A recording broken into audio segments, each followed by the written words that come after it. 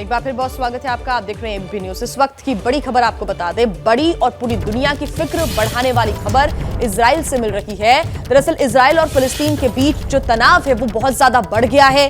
यरूशलेम में एक यहूदी पूजा घर में गोलीबारी हुई है जिसमें 8 लोगों की मौत हो गई और 10 घायल हुए हैं। इजराइल ने इसे आतंकी हमला करार दिया है। सुरक्षा बलों के मुताबिक हमलावर को मौके पर ही ढेर कर दिया गया है। सुरक्षा बलों का कहना है कि आतंकवादी कार से पूर्वी यरूशलेम के उत्तरी हिस्से में एक यहूदी पूजा घर के रूप में इस्तेमाल की जाने वाली इमारत पर पहुंचा और अंधाधुंध फायरिंग शुरू कर दी। आनन फानन में सुरक्षा बलों ने शहर में मोर्चा संभाला और हमले के थोड़ी ही देर बाद फायरिंग करने वाले बंदूकधारी को ढेर कर दिया गया। घायलों में 70 साल की एक महिला, 20 साल के एक युवक और 14 साल के एक लड़के की हालत बेहद नाजुक बनी हुई है। घायलों को हदासा माउंट स्कोप्स अस्पताल ले जाया गया जहां पर उनका इलाज चल रहा है। यरूशलेम में यहूदी पूजा घर में अंधाधुंध फायरिंग हुई। इजराइल ने इसे आतंकी हमला बताया है। इसी बीच इजराइल के पीएम नेतन्याहू हमले वाली जगह पहुंच गए, हालात का जायजा लिया और एक बड़ा ऐलान कर दिया है। नेतन्याहू ने कहा है कि वो आज ही सिक्योरिटी कैबिनेट की मीटिंग बुलाने जा रहे हैं जिसमें जवाबी कार्रवाई का फैसला लिया जाएगा। अब आगे क्या होने वाला है ये तो नहीं कहा जा सकता, लेकिन नेतन्याहू के तेवर और 8 इजरायली लोगों की मौत के बाद यह तय माना जा रहा है कि इजराइल का जवाबी कार्रवाई होना तय है। वो जरूर जवाबी कार्रवाई करेगा। अब देखना यह है कि कब और कैसे यह जवाबी कार्रवाई होती है।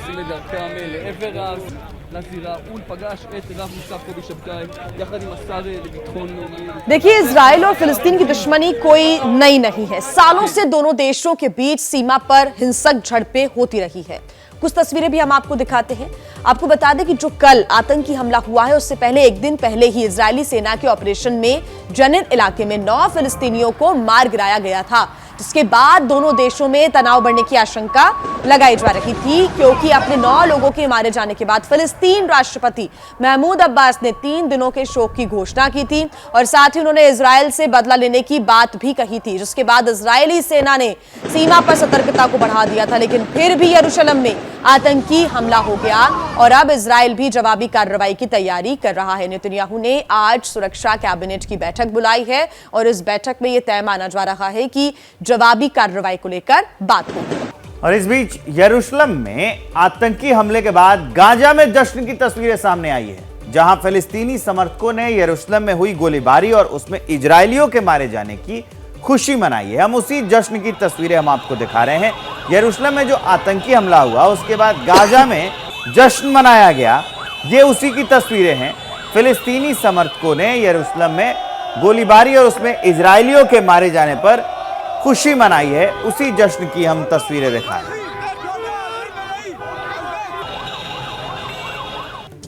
और एक बड़ी खबर जान लीजिए, उससे रूबरू करा देते हैं आपको। पाकिस्तान से है यह खबर। पाकिस्तान से, जहां पूर्व प्रधानमंत्री इमरान खान को अपनी हत्या का डर सता रहा है। इमरान खान ने एक बार फिर अपनी हत्या की साजिश रचे जाने की बात कह दी है और इसका इल्जाम उन्होंने खुद पाकिस्तान के पूर्व पीएम आसिफ अली जरदारी पर लगा दिया है। उन्होंने कहा है कि जरदारी के साथ 3 और लोग उनकी हत्या की साजिश रच रहे हैं। हत्या करवाने के लिए जरदारी ने एक आतंकी संगठन को पैसे तक दिए हैं। ये संगीन आरोप भी इमरान खान ने ही लगाया है। तो पूर्व प्रधानमंत्री इमरान खान पाकिस्तान के जो हैं उनको अपनी हत्या का डर सता रहा है। इसके पहले भी उन पर हमला हो चुका है। तो इमरान खान ने अब की बार अपनी हत्या की साजिश रचे जाने की बात कही है और इमरान खान कई बार अपनी हत्या की साजिशों का दावा भी कर चुके हैं। पिछले साल 3 नवंबर को वजीराबाद में मार्च के दौरान फायरिंग में पैर में गोली भी लग गई थी। ऐसे में इस नए दावे से पाकिस्तान में सरगर्मी बढ़ गई है। इस बीच खबर यह भी है कि उनके घर पर तैनात इस्लामाबाद और खैबर पख्तूनख्वा पुलिस के 275 जवानों को हटा लिया गया है। अब सुरक्षा में केवल पंजाब पुलिस के जवान ही तैनात रहेंगे।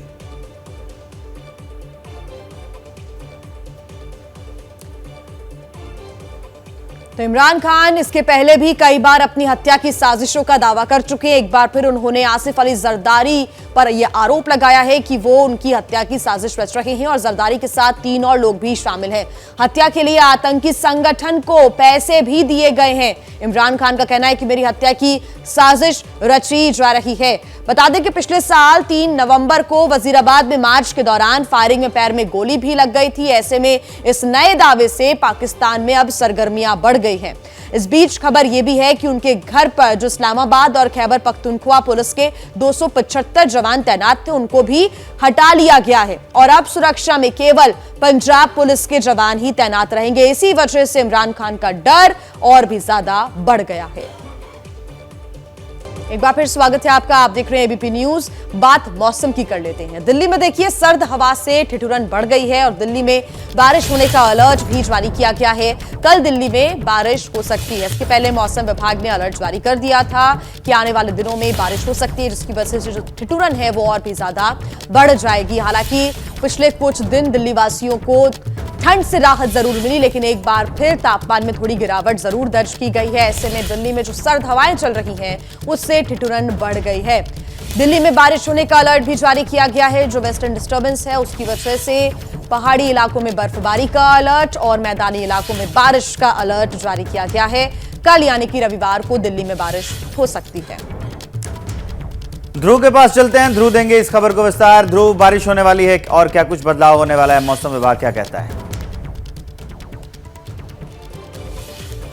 जी बिल्कुल विवेक, मौसम विभाग की जानकारी के अनुसार अभी जिस तरीके से कल के जो अनुमान लगाया, पूरा अनुमान लगाया गया है, जिसमें कहा गया है कि पश्चिमी विक्षोभ के चलते जो है कल बारिश होने की संभावना है और साथ ही साथ आने वाले 1-2 दिन तक जो है बादल रहने की संभावना है। अगर मैं आज की बात करूं तो न्यूनतम तापमान जो है वो 11 डिग्री के आसपास दर्ज किया गया और अधिकतम तापमान 21 डिग्री जो है दर्ज किया गया है। तो आने वाले दिनों में तापमान में और भी गिरावट देखी जा सकती है, क्योंकि जिस तरह से बारिश के आसार हैं तो कहीं ना कहीं तापमान में गिरावट देखी जा सकती है। जी विवेक। बिल्कुल ध्रुव, अच्छा इसके लिए कोई एडवाइजरी जारी की गई है क्या कि कल जो बारिश होगी उसको लेकर कोई एडवाइजरी जारी की गई हो? दूसरा ये कि अगर कल बारिश होती है तो AQI में भी कुछ सुधार देखने को मिल सकता है, क्योंकि लगातार धुंध इस वक्त देखने को मिल रही थी और स्मॉग देखने को मिल रहा था।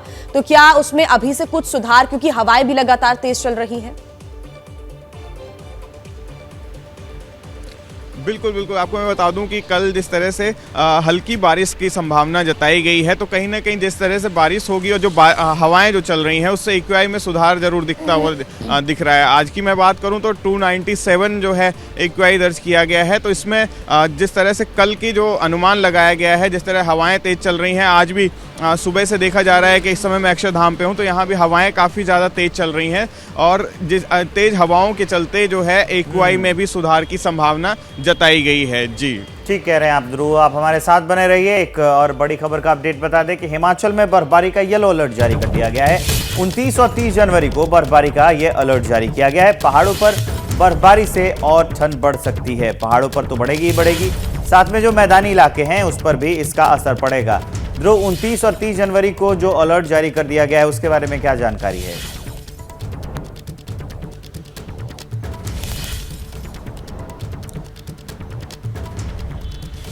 जी विवेक, मैं आपको बता दूं जो पहाड़ी इलाके हैं जिसमें जम्मू कश्मीर भी शामिल है और हिमाचल के कुछ इलाके हैं, इनमें बर्फबारी की संभावना जताई जा रही है, क्योंकि 29 और 30 तारीख को पश्चिमी विक्षोभ के चलते संभावना ऐसी जताई जा रही है कि जो ऊंचे इलाके हैं जिसमें उत्तराखंड के भी कुछ इलाके हैं, हिमाचल के इलाके हैं, जम्मू कश्मीर के इलाके हैं, इन जगहों पर बर्फबारी की संभावना जताई गई और साथ ही साथ निचले इलाके हैं जो वहाँ हल्की फुल्की बारिश की जो संभावना बताई गई है मौसम विभाग द्वारा। और तापमान में जो है करीब 5 अंक जो गिरावट की दर्ज हो सकता है कि संभावना ये है कि 5 अंक गिरावट दर्ज की जा सकती है नॉर्मल से 5 अंक तक। तो कहीं ना कहीं आने वाले दिनों में जो है ठंड और भी ज़्यादा बढ़ सकती है। विवेक। बिल्कुल ध्रुव, बहुत शुक्रिया आपका तमाम जानकारी के लिए। एबीपी न्यूज पर खबरों का सिलसिला आगे भी रहेगा जारी, आप बने रहिए हमारे साथ। बाबा धीरेन्द्र शास्त्री पर विवाद के बीच एक बड़ी खबर आ रही है। राजस्थान के जालौर में यूपी के सीएम योगी आदित्यनाथ ने कहा है कि सनातन धर्म भारत का राष्ट्रीय धर्म है। सीएम योगी कल राजस्थान के भिनमाल जालौर के नीलकंठ महादेव मंदिर में जीर्णोद्धार और मूर्ति प्राण प्रतिष्ठा कार्यक्रम में शामिल हुए। यही उन्होंने कहा कि इस धार्मिक आयोजन में जिस प्रकार की जाति, मजहब और धर्म के भेदभाव को छोड़कर आपकी एकता देखने को मिल रही है, इसे सबको दैनिक जीवन में स्वीकार करना होगा। हमारा सनातन धर्म ही भारत का राष्ट्रीय धर्म है। योगी आदित्यनाथ ने कहा कि हम सब अपने व्यक्तिगत स्वार्थ से ऊपर उठकर इस राष्ट्रीय धर्म के साथ जुड़ते हैं ताकि हमारा देश सुरक्षित हो। आज जिस प्रकार की एकता इस धार्मिक आयोजन में देखने को मिल रही है, कोई जाति नहीं, कोई मत का भेद नहीं, कोई मजहब का भेद नहीं। भाइयों बहनों, हम सबको अपने दैनिक जीवन में भी इस भाव को अंगीकार करना होगा। हमारा सनातन धर्म भारत का राष्ट्रीय धर्म है। हम सब अपने व्यक्तिगत स्वार्थों से ऊपर उठ करके अपने इस राष्ट्रीय धर्म के साथ जुड़ते हैं। हमारा देश सुरक्षित हो, गौ ब्राह्मण की रक्षा हो, और इस अभियान का क्रम आज आप देख रहे होंगे। अयोध्या में 500 वर्षों के बाद प्रधानमंत्री मोदी जी के प्रयास से भगवान राम के भव्य मंदिर के निर्माण का कार्य आज पूरा होने जा रहा है। इस खबर को देंगे विस्तार हमारे सहयोगी मनीष शर्मा, आपको स्क्रीन पे दिख रहे हैं, हमारे साथ जुड़ चुके हैं। मनीष, राजस्थान में चुनाव भी होने वाले हैं।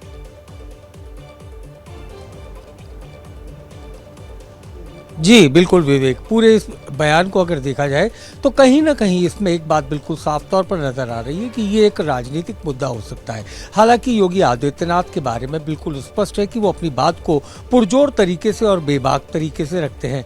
कल समारोह में जो जालौर के भीनमाल में था, जिस तरीके की भीड़ जुटी और उसमें सभी धर्म, मजहब और जाति के लोग थे, उन्हें देखकर योगी आदित्यनाथ खुद को ये कहने से नहीं रोक पाए कि सनातन धर्म भी भारत का राष्ट्रीय धर्म है। और उन्होंने ये भी राय दी कि इस तरीके की चीजों को अगर दैनिक जीवन में लोग स्वीकार करेंगे तो भारत एक सनातन राष्ट्र बन सकता है। साथ ही उन्होंने राम मंदिर का एक उदाहरण भी दिया लोगों के बीच, जिसमें कहा कि 500 वर्षों बाद देश में भव्य मंदिर बन रहा है जो कि राष्ट्रीय मंदिर है और इसमें पूरी देश की जनता का योगदान रहा है। कहीं ना कहीं लोगों ने अपनी ओर से इस राम मंदिर को भव्य बनाने के लिए जो योगदान दिया, यही भारत की मूल मंत्र है और यही भारत की जड़ों में है। और अगर इसे सब लोग स्वीकार करते हैं तो देश को आगे बढ़ने से कोई रोक नहीं पाएगा। जी विवेक। मनीष, एक सवाल और कि जिस परिस्थितियों में अभी सीएम योगी आदित्यनाथ ने ये बयान दिया है, ये गंभीर बयान हो जाता है, और दूसरा ये कि क्या कोई प्रतिक्रिया अभी राजस्थान के कांग्रेस नेताओं की तरफ से या कोई पॉलिटिकल रिएक्शन इस पर सामने आया है?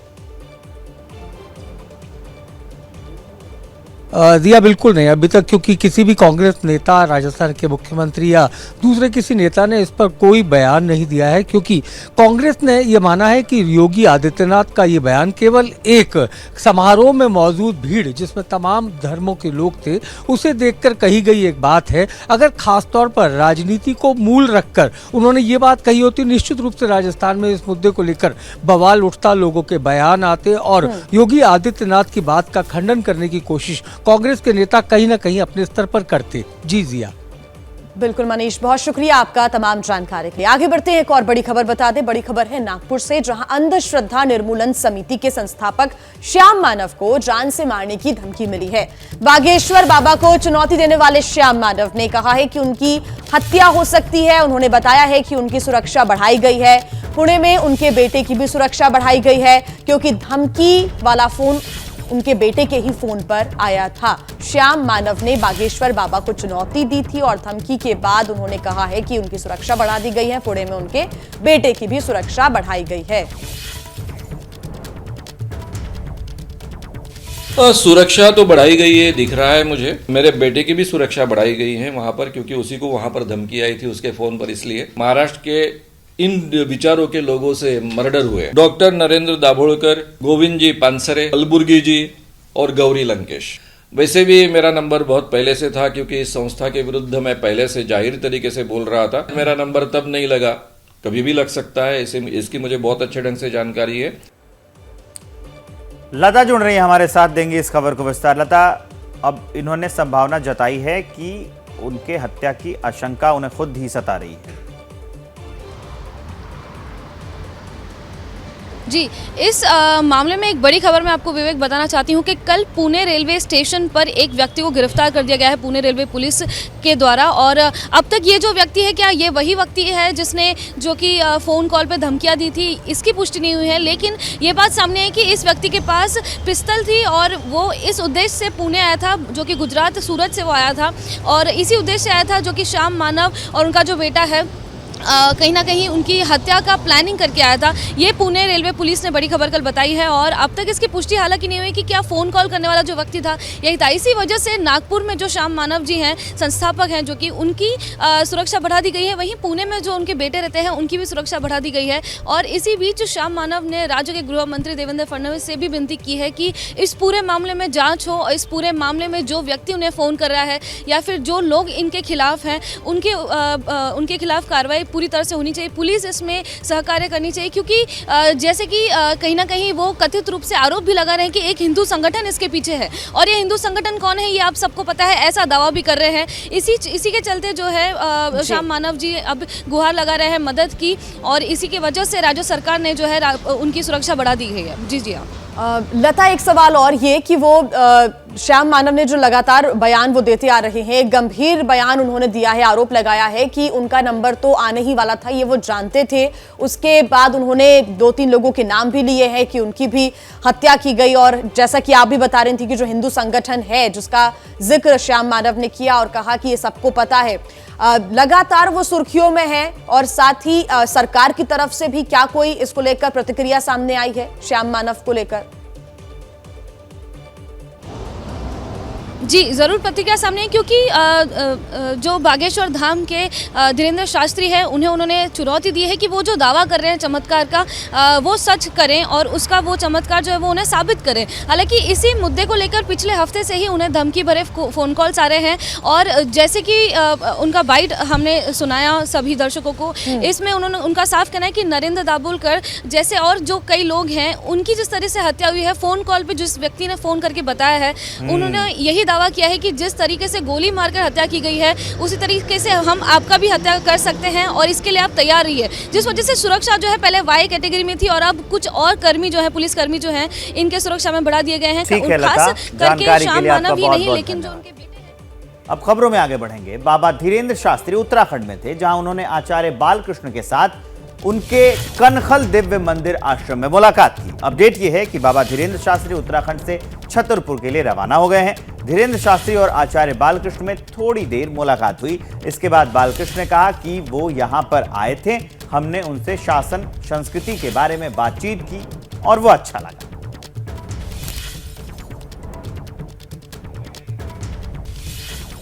हमारे पास उनका आगमन हुआ, हम मिले, दोनों को अच्छा लगा। विधाएं अलग हैं, मार्ग एक है, लक्ष्य एक है, तो उन विधाओं के ऊपर हमने चर्चा भी की और आगे देश के लिए किस तरह से और भव्य और सुंदर इस देश को बनाया जा सकता है, लोगों के जीवन को कैसे सुगम बनाया जा सकता है, उसके लिए जो सनातन वैदिक हमारे ऋषियों का मार्ग है उस पर और बेहतर क्या हो सकता है, इसके ऊपर हम लोगों ने बात।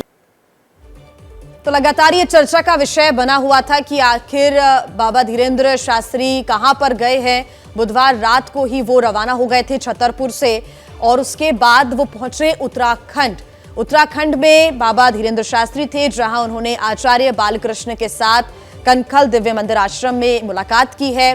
अब वो वापस छतरपुर के लिए, उनके धाम के लिए रवाना हो चुके हैं। साथ ही आपको बता दें कि कुछ दिन बाद वो प्रयागराज पहुंचेंगे और 2 तारीख को जो माघ मेला होगा उसमें धीरेन्द्र शास्त्री पहुंचकर आस्था की डुबकी भी लगाएंगे। अब धीरेन्द्र शास्त्री से जुड़ा हुआ नया अपडेट यह है कि उत्तराखंड से छतरपुर के लिए रवाना हो चुके हैं और उत्तराखंड में जब धीरेन्द्र शास्त्री मौजूद थे तो उन्होंने आचार्य बालकृष्ण से मुलाकात की। कुछ ही देर की मुलाकात रही और उसके बाद बालकृष्ण ने कहा है कि वो यहाँ पर आए और शासन संस्कृति के बारे में दोनों के बीच बातचीत हुई और दोनों की हालांकि विधाएं अलग हैं लेकिन बातचीत कर उन्हें अच्छा लगा। और अब खबर रामचरितमानस पर विवादित बयान देने वाले स्वामी प्रसाद मौर्य से जुड़ी हुई है। वो जान लीजिए। अयोध्या में संत जगत गुरु परमहंस ने कहा है कि स्वामी प्रसाद मौर्य का जो सर काट कर लाएगा उसे 500 रुपया देंगे। जो जीभ काटेगा उसे 300 रुपया देंगे, नाक कान काटने वाले को 200 रुपया दिए जाएंगे, क्योंकि स्वामी प्रसाद मौर्य की हैसियत वही है, उनसे ज्यादा उस पर खर्चा नहीं किया जा सकता। यह बयान सामने आया है, संत जगत गुरु परमहंस का बयान है। उन्होंने कहा है कि जो सर काट खिलाएगा उसको 500 रुपया देंगे और जो जीभ काट खिलाएगा उसको 300, नाक कान काटने पर 200 रुपये का जो इनाम है वो रखा गया है। और साथ में ये भी कहा है कि उनकी हैसियत इतनी ही भर है, इससे ज्यादा उस पर खर्चा नहीं किया जा सकता। तो स्वामी प्रसाद मौर्य का सर कलम करने के लिए 500 रुपए का इनाम घोषित करता हूं और उनकी जीभ काटने का 300 रुपए का इनाम घोषित करता हूं और उनका नाक कान जो काटेगा उसको 200 रुपए का इनाम दूंगा, क्योंकि इससे ज्यादा इसकी औकात नहीं है। यह आतंकवादी की औलाद है। तो ये एक बड़ी खबर, बड़ी अपडेट हम आपको बता रहे थे कि स्वामी प्रसाद मौर्य ने जो बयान दिया रामचरितमानस पर और उससे विवादित बताया, अब उस पर सारे साधु संत खुलकर सामने आने लगे हैं, बोलने लगे हैं, अपना विरोध जारी करने लगे हैं। इसी बीच ये कहा गया है कि जो भी सिर काट कर लाएगा उसे 500 दिया जाएगा, जो जीभ काटेगा उसे 300 दिया जाएगा, कान नाक काटने पर 200 रुपये का इनाम दिया जाएगा, क्योंकि उनकी हैसियत इतनी ही भर है। ये बयान भी निकलकर सामने आया है, संत जगत गुरु हैं, उन्होंने ये बयान दिया है, ये इनाम रखा है। इसके बारे में अपडेट हम आपको बता रहे थे। ये लगातार जो विवाद है स्वामी प्रसाद मौर्य के बयान के बाद ये बढ़ता जा रहा है, उसी की अपडेट बता रहे हैं। संत जगत गुरु परमहंस हैं, उन्होंने इनाम रख दिया है। इनाम में क्या रखा है? 500 रुपया गला काटने पर, 300 रुपया जीभ काटने पर, 200 रुपया कान और नाक काटने पर उन्होंने रखा है। और ये भी कहा है कि उनकी हैसियत बस इतनी भर है। और दूसरी तरफ स्वामी प्रसाद मौर्य कह रहे हैं कि अगर किसी और धर्म का व्यक्ति किसी की गर्दन काटने या जीभ काटने का बयान देता तो यही धर्मगुरु संत महंत उसे आतंकवादी कह देते। लेकिन आज ये लोग मेरे सिर काटने, जीभ काटने की बात कर रहे हैं, तो मैं इन्हें शैतान, जल्लाद, आतंकी ना समझूं। मैंने रामचरितमानस के चौपाई के कुछ अंशों की बात की थी जिसमें स्त्रियों, आदिवासियों और पिछड़ी जातियों को नीच का दर्जा दिया गया है। गाली कभी धर्म का हिस्सा नहीं हो सकती। मैं जो बोल देता हूं कभी उसका खंडन नहीं करता। ये स्वामी प्रसाद मौर्य ने बयान दिया। जीभ काटने का फरमान जारी किया, सिर काट लाने वालों को इनाम देने की बात की।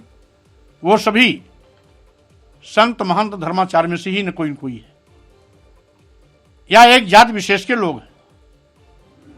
अगर यही बात जीभ काटने, सर काटने की बात कोई और धर्म का व्यक्ति करता तो आप उसको आतंकवादी कहते। और अगर आज संत महंत धर्माचार्य स्वामी प्रसाद मौर्य की जीभ काटने और सिर काटने की बात कर रहे हैं तो आतंकवादी नहीं है क्या? वो शैतान नहीं है क्या? वो जल्लाद नहीं है क्या? उनके पेट में दर्द क्यों हो रहा है?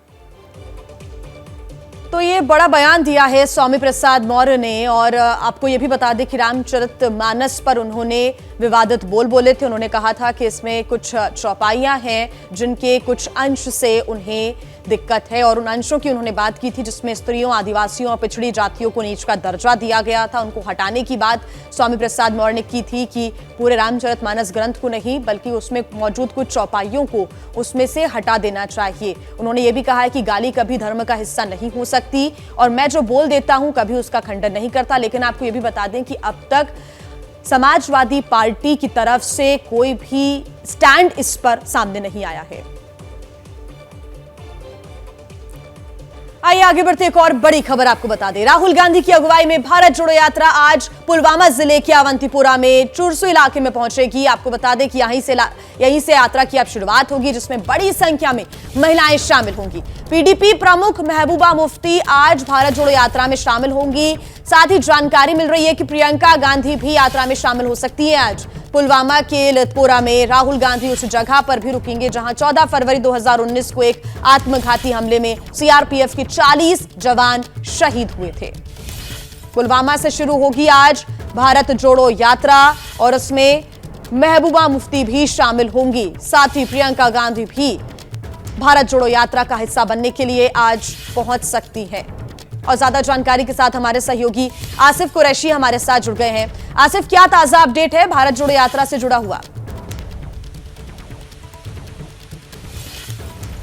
जी हाँ, देखिए 134वां दिन आज यात्रा का है और कल 135 दिन पर ये यात्रा जो है श्रीनगर के डल लेक पे नेहरू पार्क पे समाप्त होगी। लेकिन जो आज यात्रा है वो पुलवामा के चुरसू से शुरू होके श्रीनगर के पंता चौक में समाप्त होगी और यहीं पे आज जो है यात्रा के साथ आने वाले लोग रुकेंगे। लेकिन जो इस यात्रा का जो अहम पड़ाव है वो लथपुरा रहेगा, जहां 14 फरवरी 2019 को आत्मघाती हमला हुआ था, जिसके बाद जम्मू कश्मीर की राजनीतिक पृष्ठभूमि तो बदली ही थी, लेकिन पूरे देश की और जो अगर देखें तो भारत पाकिस्तान रिश्तों की पृष्ठभूमि भी बदली थी। यहाँ पे राहुल गांधी रुककर उस जगह पर श्रद्धांजलि अर्पित करेंगे उन जवानों को जिनकी यहाँ पे हत्या की गई थी। मैं बता दूं कि यात्रा की सुरक्षा को लेकर जो प्रबंध है वो खासे सख्त कर दिए गए हैं, क्योंकि कल राहुल गांधी की तरफ से जो आरोप लगे थे, कांग्रेस पार्टी की तरफ से जो आरोप लगे थे कि सुरक्षा में चूक हुई है, उसके बाद जो पूरे हाईवे को है यात्रा के दौरान जितने समय के लिए यात्रा चलेगी, पूरी यात्रा रूट के लिए हाईवे को बंद कर दिया गया है। किसी भी यातायात को चलने की अनुमति नहीं होगी और लोगों की भीड़ को यात्रियों से दूर रखा जाए, इसीलिए सुरक्षा के व्यापक प्रबंध किए गए हैं ताकि यात्रा के इस अंतिम चरण में कोई लापरवाही ना हो और चूक ना हो, इसीलिए ये प्रबंध किए गए हैं। मैं बता दूं कि कल राहुल गांधी एक प्रेस कॉन्फ्रेंस भी करेंगे जिसमें 135 दिन की इस यात्रा का निचोड़ वो देश दुनिया के सामने रखने की कोशिश करेंगे और जो सबसे प्रमुख बात होगी वो सोमवार को श्रीनगर के शेर कश्मीर स्टेडियम में होने वाली एक रैली होगी, महारैली जिसको कहा जा रहा है, जिसमें 13 आपका बहुत बहुत धन्यवाद। अब राहुल गांधी की जो भारत जोड़ो यात्रा है वो अपने आखिरी पड़ाव पर है, लाल चौक पर इसका समापन हो जाएगा 30 जनवरी के दिन। जैसे ही घड़ी का काटा दोपहर 2:30 पे आए, बबीता जी का दिल सास बहू साजिश के लिए मचल जाए। और ये है इनकी बहू, पूरे दिन ऑफिस की टेंशन हो जाए गॉन जब ये करें अपना फेवरेट शो फ्री टाइम पे ऑन। इनकी तरह आप भी देखिए अपना फेवरेट शो अपने टाइम पर और डाउनलोड कीजिए एबीपी लाइव ऐप अपने स्मार्ट टीवी पर।